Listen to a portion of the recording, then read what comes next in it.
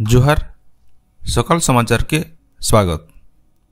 Bharatiya Janata party वरिष्ठ नेता और प्रधानमंत्री नरेंद्र मोदी दुई दिनिया ओडिशा गस्त आसिकरी भुवनेश्वर गला राति पहुंचीछन। विजु पट्टनायक आंतर्जातिक विमानबंदर राज्य बीजेपी वरिष्ठ नेतृमंडली प्रधानमंत्री को भव्य स्वागत करथिले। इतार उतरु श्री मोदी राजभवन रात्रि जापन करथिले। प्रधानमंत्री श्री मोदी आज सकाल बेला ब्रह्मपुर शहर पाखर कनिसी ठाने दल निर्वाचनी सभाथिन उद्बोधन देवे। इतार सहित श्री मोदी मैदाने नवरंगपुर जिलार चिकली ठाने दल निर्वाचनी सभाथिन उद्बोधन देवार कार्यक्रम रही। प्रधानमंत्री गस्त के नजर थी रखिकी दुही जगानो सुरक्षा व्यवस्था के कड़ाकड़ी करा जायछि।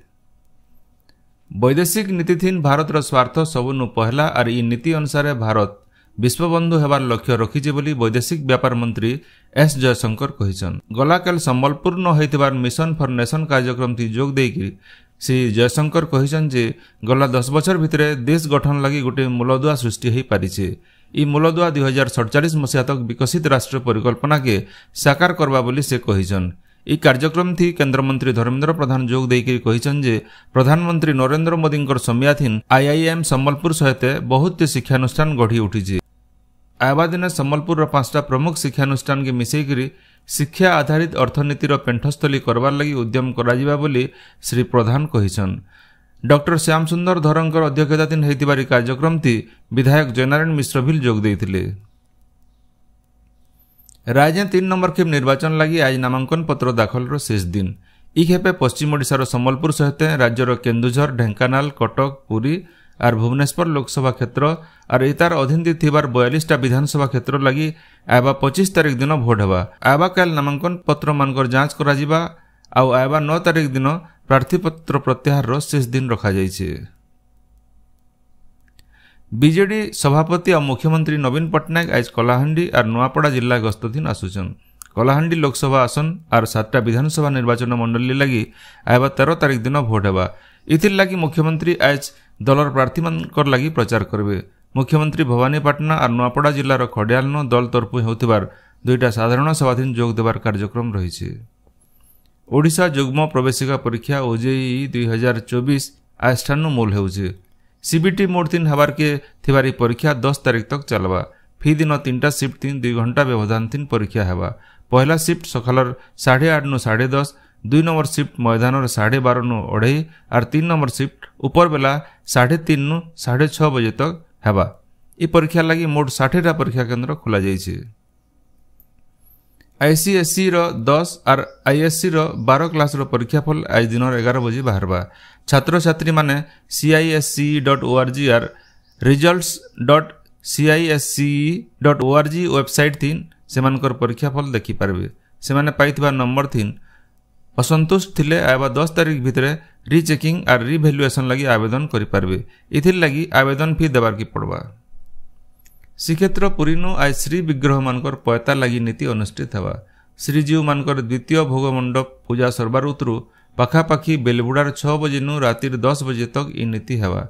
इटा गुटे गुप्त नीति हेथिबार नु ई समयाधीन सर्वसाधारण दर्शन बंद रहेबा। झारसुगुड़ा जिला लगी नियोजित साधारण पर्यवेक्षक जे मंजुनाथ गलाकाल भोट काम थी लगी कर्मचारी मानकर आउ भोट लड़ुवा प्रार्थी मानकर संगे बैठक और भोट केन्द्र मानकर स्थिति बाबदे समीक्षा करथिले। जिलापाल आउ जिला निर्वाचन अधिकारी आवली सुनील नरवणे जिलार निर्वाचन प्रस्तुति बाबदे पर्यवेक्षक को जनैथिले। बैठक 3 ब्रजराजनगर और झारसुगुड़ा विधानसभा निर्वाचन मंडली रिटर्निंग ऑफिसर प्रमुख समीक्षा बैठक 3 उपस्थित थिले।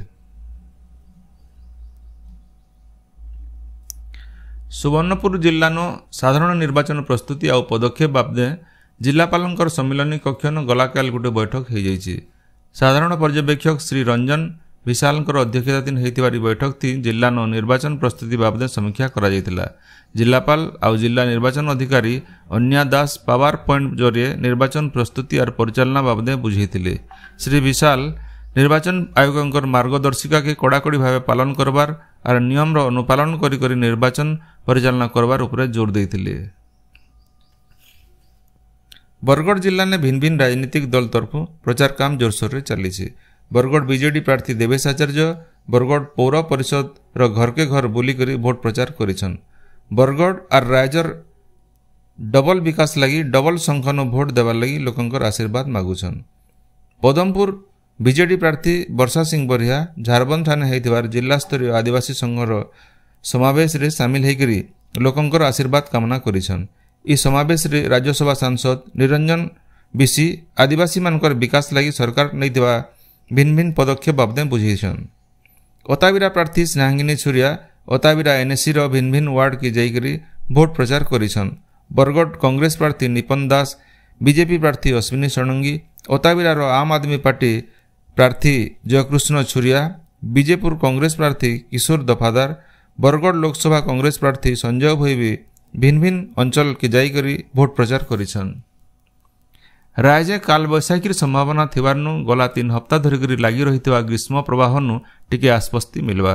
ଆଜ ପଶ୍ଚିମ ଓଡ଼ିଶା ତାର ଆଖରପାଖର ଜିଲ୍ଲାମାନକେ ବାଦଲିଆ ପାଗ ରହିବା। ଆଇବା 10 ତାରିଖ ତକ ରାଜ୍ୟର ଭିନ୍ନ ଭିନ୍ନ ଜାଗାନୁ କାଳବୈଶାଖୀର ପ୍ରଭାବ ଥି ବର୍ଷା ହେବାର ସମ୍ଭାବନା ରହିଛି। ଇତାର ପ୍ରଭାବ ଥି ବହୁତଟେ ଜିଲ୍ଲାନୁ ଆଇବା 3-4 ଦିନ ଭିତରେ ତାତି 4-6 ଡିଗ୍ରୀ ତକ କମବା ବୋଲି ଆଞ୍ଚଳିକ ପାଣିପାଗ କେନ୍ଦ୍ର ତରଫରୁ ଅନୁମାନ କରାଯାଇଛି। ଆଜିର ସକାଳ ଖବର ଏତିକି। ଜୁହାର।